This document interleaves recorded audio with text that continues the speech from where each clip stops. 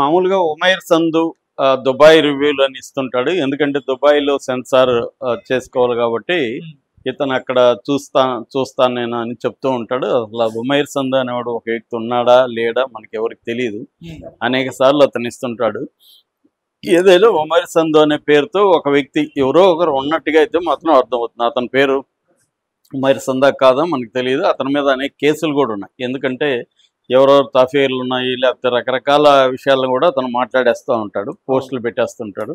చాలాసార్లు ఎక్స్లో కూడా అతన్ని బ్యాన్ చేశారు. మళ్ళీ ఏదో పేరు పెట్టుకొని లేదా ఎక్స్ని మేనేజ్ చేసి మళ్ళీ వస్తుంటాడు.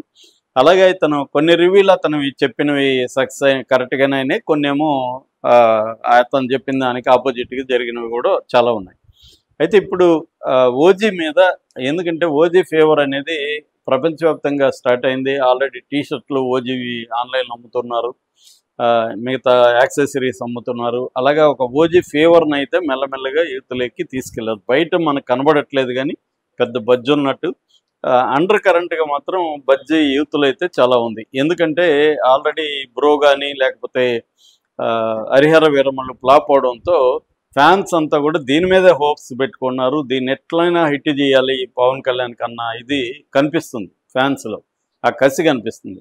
అట్లాగే వైసీపీ వాళ్ళు కూడా ప్రత్యేకంగా ఇక్కడ ఏమీ హర్ట్ కాలే ఈ సినిమాకి.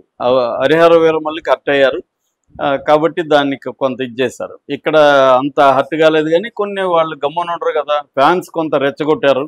మీరు ఎవరు వస్తారా రండ్రా అది ఇదని ఫ్యాన్స్ ఛాలెంజ్ చేశారు. దానివల్ల వైసీపీ వాళ్ళు కూడా ఓజీ అంటే అర్థం ఒంటరిగా పోటీ చేసి గెలవనోడు అని ఈ కైండ్ ఆఫ్ పెడుతూ వెళ్తున్నారు. సో వాళ్ళు చేసేది నేను చాలాసార్లు చెప్తాను, సినిమాని సినిమాగా చూడాలి. సినిమాకి వీళ్ళ కాలంలో రాజకీయాలు ఏమన్నా సినిమాల్లో డిస్కస్ చేస్తే దాని విషయం మాట్లాడడం తప్ప సినిమాని ఫ్లాప్ చేయమని క్యాంపెయిన్ చేయడం అయితే పొలిటికల్ పార్టీగా కరెక్ట్ కాదు. దానివల్ల ప్రజలకు కూడా ఏం ఉపయోగం లేదు. వైసీపీ ఎప్పుడు కూడా ఆలోచించాల్సింది ఏంటంటే ఈ ప్రభుత్వం వల్ల ప్రజలకి ఏ రకమైన నష్టం జరుగుతుంది, లేదా పవన్ కళ్యాణ్ మినిస్టర్గా ఉండడం వల్ల ఏ రకమైన నష్టం జరుగుతుంది, దాన్ని మాత్రమే హైలైట్ చేయాలి. అక్కడ మాత్రమే ఆందోళన కానీ పోరాటం చేయాలి. అది చేయాల్సినంత చేయకుండా ఈ పర్సనల్ విషయాలు పెట్టుకుని గతంలో కూడా పవన్ కళ్యాణ్ వ్యక్తిగత విషయాలు మాట్లాడి ఎంత నష్టపోయారో తెలిసి కూడా మళ్ళీ అదే పనే చేస్తున్నారు వాళ్ళు ప్రతిసారి.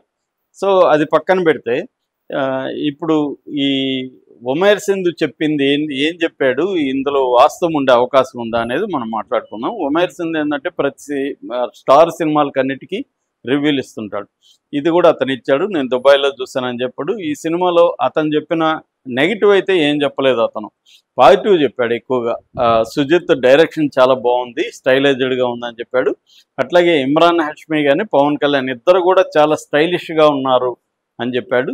మూడో అంశం విఎఫ్ఎక్స్ చాలా బాగున్నాయి, ఎఫెక్ట్స్ కానీ అవన్నీ విజువల్ ఎఫెక్ట్స్ చాలా బాగున్నాయని చెప్పాడు. నాలుగో అంశం లాస్ట్ 20 minutes అల్టిమేట్గా ఉంది, థియేటర్ కేకలు వస్తాయి, గూస్ బంప్స్ వస్తాయి అనేది చెప్పాడు. మామూలుగా ఎప్పుడైనా కూడా సినిమా హిట్ కావాలంటే ఫస్ట్ హాఫ్ కంటే సెకండ్ హాఫ్ బాగుండాలి. ఫస్ట్ హాఫ్లో ఏంటంటే సరదాగా టైం పాస్ చేసినా కూర్చుంటారు జనం. సెకండ్ హాఫ్ కానీ బాగాలేకపోతే ఆ ఫీలింగ్తోనే బయటకు వస్తారు. అందుకని డైరెక్టర్లు కానీ హీరోలు కానీ సెకండ్ హాఫ్ మీద ఎక్కువ ఫోకస్ చేస్తారు. సో ఈ ముఖ్యంగా లాస్ట్ 20-30 minutes బాగుండేటివి చూసుకుంటారు. మనకి కాంతార కావచ్చు, బాహుబలి కావచ్చు, ఇవన్నీ కూడా అక్కడే మనల్ని హుక్ చేస్తాయి అనమాట. మిగతా టైంపాస్ అటు ఇటు చేయొచ్చు. సో అందుకని ఈ సినిమా కూడా లాస్ట్ 20 minutes అదిరిపోయింది అనేది చెప్తున్నాడు. అంటే మనకి 20 minutes ఏముండొచ్చు లాస్ట్ అనేది అతను చెప్పలేదు. మనం గ్రహిస్తే ట్రైలర్ చూసి లాస్ట్ 20 minutes పవన్ కళ్యాణ్ విశ్వరూపం ఉంటుంది. ఎందుకంటే అతను రంగంలో దిగి కొడకల్లారా అనే డైలాగ్తో రంగంలో దిగినట్టు తెలుస్తుంది, ఓజోస్ గంభీర్ అని అరిసి. అంటే తన విశ్వరూపం అనేది తనకు జరిగిన ఒక దారుణమైన నష్టం, అంటే ఆయన భార్య చనిపోవడం కావచ్చు, అది మనకు తెలియదు కానీ గెస్ చేస్తున్నారు చనిపోయే అవకాశం ఉందని. ఎందుకంటే పవన్ కళ్యాణ్ మొన్న ఇక్కడ సండే మాట్లాడుతూ ఈ ప్రియాంక మోహన్కి ఎక్కువగా సినిమా దీంట్లో లేదు అనేది చెప్పాడు ఆయన, తక్కువే ఆమెకి నిడివని. సో దాన్ని బట్టి ఏమవుతుందంటే మనం గెస్ చేయొచ్చు ఈమె చంపేసి ఉంటారు, దానివల్ల అతను నష్టపోయి. ఎప్పుడైనా హీరోలకి ఏంటంటే ఒక పర్సనల్ లాస్ అనేది సినిమాల్లో ఉంటుంది. ఆ లాస్ వల్ల అతను రివెంజ్ తీర్చుకోవడం, ఈ రివెంజ్ సినిమాల స్టోరీ అంతా కూడా ఇలాగే ఉంటుంది జనరల్గా. ఎప్పుడూ కానీ సమాజానికి ఏదైనా నష్టం జరిగితే తీర్చుకోవడం అనేది తక్కువ ఉంటుంది. ఎక్కువగా హీరోలకి, హీరో క్యారెక్టర్కి అంటే ప్రొటాగనిస్ట్కి ఒక పర్సనల్ లాస్, ఫ్యామిలీలో పర్సనల్ లాస్ ఉంటుంది. ఈ లాస్ కోసం ఎవరైతే లాస్ చేశారో వాళ్ళ మీద ప్రతీకారం తీర్చుకోవడం అనేది. అయితే ఇక్కడ పవన్ కళ్యాణ్ క్యారెక్టర్కి ఏంటంటే ఒకటి తన చుట్టూ ఉన్నోళ్లే ద్రోహం చేయడం కూడా ఈ సినిమాలో మనకు కనబడుతుంది. అక్కడే ట్విస్టులు వస్తాయి. అంటే తను బాగా నమ్మి తనతో బాగా